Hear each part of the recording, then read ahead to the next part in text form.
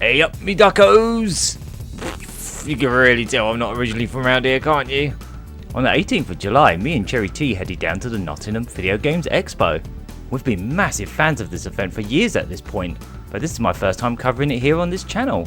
It's been yonks since I've done videos like this. So this year the nottsvge is in the Crowne Plaza, which is opposite Tap and Tumbler, so that's handy. What I really love about VGE is that it's not a huge corporate expo, but a passion project by people that legitimately love video games.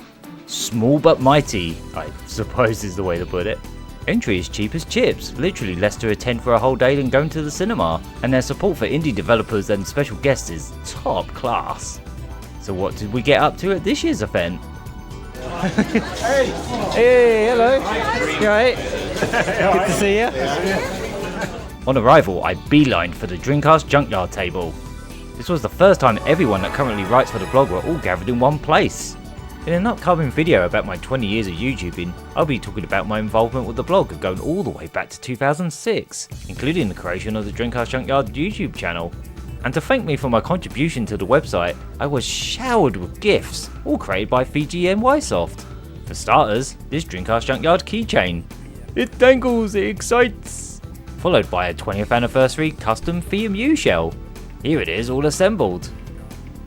I was told about these in advance, but they also flabbergasted me with this. A large acrylic stand of the artwork I created for the website's anniversary. This isn't something you can buy, they made one to display at the table, and one just for me. I didn't, because I'm hard, but inside I was sobbing like a big wet blouse. I will treasure these forever. They had loads of Dreamcasts set up with GDEMU installed and the appropriate controllers for Sega Bass Fishing and Samba de Amigo.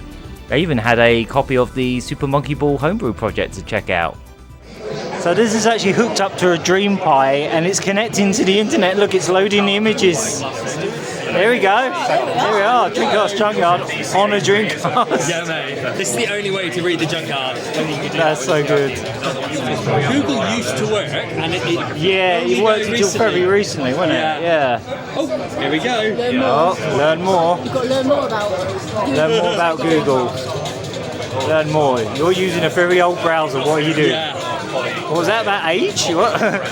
Age verification. Do you need age verification on the Dreamcast now? Best website is Dreamcast Junkyard because it's the only one that works on the Dreamcast. Yeah. That's how it works.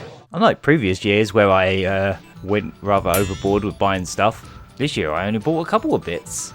First purchase of the day, I got these Kirby's, Car and Sleepy Boy. These were only £2 each. Go on, get on the shelf with all the others. I have to walk away with a Japanese Saturn game from every expo. It's simply the law. And this time I picked up the outstanding 2D fighter, Outtro 120% Birdie Fest Limited. This is in immaculate condition and I got it for £55. I think that's a pretty good deal. Cherry T also grabbed these bag tags of Cuphead and a stimming Dizzy Egg created by Sock Gems. Right then, let's have a mooch about, shall we? A doodly doodly doodly doodly doodly doodly doodly. Look at the Bomberman, I love him. Look at him. It's like a school. It's like. I want to caress him. I want to just. You know what I mean? Yeah, he feels lovely. Oh, I lost his sign. Track on certain things. It's £90. I can understand why. Probably costs a lot of money to make. Also, this Pac-Man would probably say crab paste. Crab paste. Here's a childhood toy. Unfortunately it doesn't fully work, but there should be a road going across that. And you can change the speed per hour on the this thing. I made that joke before. Mystic Midday, rest in pieces. Yeah, I think I can see why that's £15. Dr. Sitbag's Transylvania Pet Shop? What? It's a video CD. Alright. Dr. Shitbags! I used to think he was saying Dr. Shitbag. Oh, yeah. Dr. Shitbags! Flintstone Jetsons Time Warp for the CDI. Oh, okay. Was that before the movie where they crossed over or after, do you reckon? I don't know, good question. Oh, loads of old tapes. I did see somebody was buying the Dizzy one earlier. Oh, and I think that's the first one of those two games. Yeah, that's the first one, yeah. Yeah, not as bad, but still bad. Still rubbish. Oh, look at this Kirby stuff. I could fill a whole house with Kirby stuff. Look at that. So that for next heat wave, I guess? Yeah. Or the current one. Look at that. I really need to do my research into like Japanese PlayStation because there is some stuff, man. Tomoyashi Hatai's Stolen Song, and it comes with a guitar pick, and it is a virtual music adventure. I don't know. I just don't know. Look at this Yoshi. Whoa. He's expanded. He's very expanded. I mean, yeah. It's a Virtual Boy. What do you want? What do you want, a Virtual Boy? We got to have a chinwag with the artist Wil Overton, who had a huge portfolio with loads of artwork he created for the Superplay magazine back in the day. I especially love this Parodius piece. Many of these are painted on cells. Look at that! Oh mate, you're gonna make me sob again! We only got to check out one of the special guest talks this time round, but the one we did see was Kevin Bayliss of Rare and Playtonic fame. This next person doesn't really need an introduction, but I'm still going to do it because, you know, it's good fun to be able to say these things. So, nottsvge, let's give it up for Kevin Bayliss. Thank you! Thank you very much. He designed the characters from Battletoads and Killer Instinct, the 90s redesign of Donkey Kong, and Diddy Kong. This was a great interview full of nerdy details about how the Silicon graphics tools worked, how the Diddy Kong racing cars were a mix of 3D models and clever sprite work, how Donkey Kong quite literally has Battletoad eyes on his head, and some of the interesting inspirations such as Diddy Kong being loosely based on the Cocoa Pops monkey. Can't believe I never made that connection. And how one of the stages in Diddy Kong Racing was inspired by the scenery in the Teletubbies. I even got to ask him a question personally. It was really interesting to hear you say Battletoads was inspired by Double Dragon because it was followed up with that crossover with Double Dragon. How did that feel working on that game? And was there a lot of pressure on you? So before I got the job at Rare, I spent a lot of time in the local arcade in town, and they had a Double Dragon machine in there, and my friend and I would play on that. But then when I went for that interview that night, when my parents took me there, I can remember going into this back room and Mark Bedridge was working on Cobra Triangle, Wheel of Fortune was on another machine at the back, and there was all of these magazines that I'd never seen before, these Japanese magazines, and among them there was this picture of Double Dragon, and I saw it and I went, that's that game I keep playing, because I asked Tim and Chris, like some weirdo, can I have a photocopy of that Double Dragon flyer so I can take it to college to show my friend tomorrow? And I did, I took a photocopy and I went, yeah, okay. I showed it to Doug, my friend, and said, look, I went here, come and work here with me. And so I was so Double Dragoned up. But a few years passed, like Double Dragon on the NES and then Double Dragon 3 in the arcades and things like that. And then there was a company called Trade West. Yeah.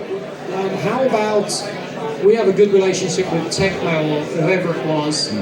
We've got the license for Double Dragon. How about we bring Double Dragon into Battletoads? What? And so they did it, but I didn't work on the game because I was working on other stuff. But I did do the logo. Oh, okay. I made the logo and I did the artwork for the box. But I didn't colour it. I drew the artwork for the box. But yeah, I couldn't believe that was a thing. He also signed my SNES cart of Killer Instinct. Mint! So for the first time, Arcade Club are here, and they've actually brought some of their cabinets. There's an Outrun here, an original Outrun. There's a Donkey Kong, never heard of it. Oh, it's signed by someone. I don't know who that is. There's a Ninja Turtles, yep, that's an original machine as well. You can see the artwork's a little bit tired. He looks a bit tired. I remember when they had one of these in Southend, this exact cabinet. I do like me some Mr. Do. I do like me some Mr. Do. I need the biscuits. Biscuits. If you've never been to Arcade Club. Yeah, We went there and it was incredible. Yeah, I like these stickers. I think I'll have one of those. We got to try out a couple of games in the Debug Indie game area. Fortune and Glory is a platformer that was recently funded on Kickstarter that has been developed for the Game Boy Color, starring a pair of mice exploring an ancient sea of cats, Indiana Jones style. The graphics are lush with large sprites and great cutscenes, and the game is deliberately non-violent. There's no enemies to squash, it's all about navigating the large areas, avoiding traps and finding keys to lock doors. The jumping feels really on point, you can short or long hop from platform to platform with ease. You can check out the demo on itch.io, either in browser or via the ROM download, so you can check it out on an emulator or actual Game Boy Color hardware. There's a link in the description. The other game we got to try out was Nippon Marathon 2. Did you ever play Micromaniacs on the PlayStation 1? Because it's a bit like that, with the thematic stylings of something like Banzai or Takeshi's Castle. Multiplayer on-foot racing with lots of obstacles, weapons, and faffing about along the way. It's absolute chaos. The first game from a few years back was the cheapest physical Nintendo Switch game I ever bought brand new, on sale for a measly £5. I ended up really enjoying it and putting quite a few hours into it. I especially got hooked on the total wipeout-like lobster mode. I knew the developers Onion Super Interactive would be here, so I brought along the first game to show them, and they even offered to sign it. Keep it real, keep it Nippon. Yes! They've been busy at work on this sequel, which is going to include new features like online play, an RPG-like quest mode, an expanded lobster mode, and most importantly, what they had to sample here, a character creator. You know we had to have a go at making our OCs in it. He actually has toes now. Yeah, he's got toes. App has toes. There he is. Yeah, go. Yeah, look at him go. He's got a banana in one hand, a cucumber in the other. He's sorted for the day. It's beautiful, look at him. It's just like what I do with my pngtuber, just... I tried. What is going on? What the heck is happening? What? Some kind of seminar. There's a ramen cup. This is like Cadbury World. Kind of is. Yeah, it reminds me of Cadbury World, where they had the animatronics of like the guys making chocolate or whatever. We used to live right by Cadbury World. Did you? Oh, did you? Maybe I was influenced by it without realising. The game is currently in early access on Steam with a demo available. It's bloody good fun, check it out. They also have a game out now on Steam and Switch called Super 56, a WarioWare-like minigame collection. I unfortunately didn't get time to play it here, but I'll definitely be grabbing that.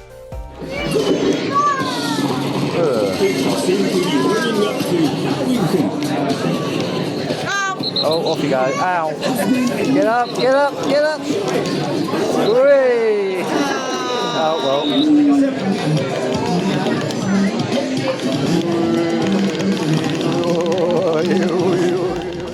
And that was this year's nottsvge, an absolutely smashing time. They also do one of these in Bristol, the next of which is on the 27th of February. If you'd like to see more Expo coverage like this on the channel, let me know in the comments. Until next time, Banzai!